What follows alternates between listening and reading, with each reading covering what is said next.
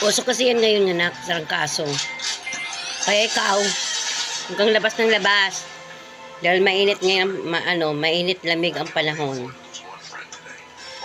Tapos biglang aambon. Kaya kagaya niyan, may sinat ka. Ayan. Sino? May sinat din? O, pareho kayo. May sinat yung tatlo.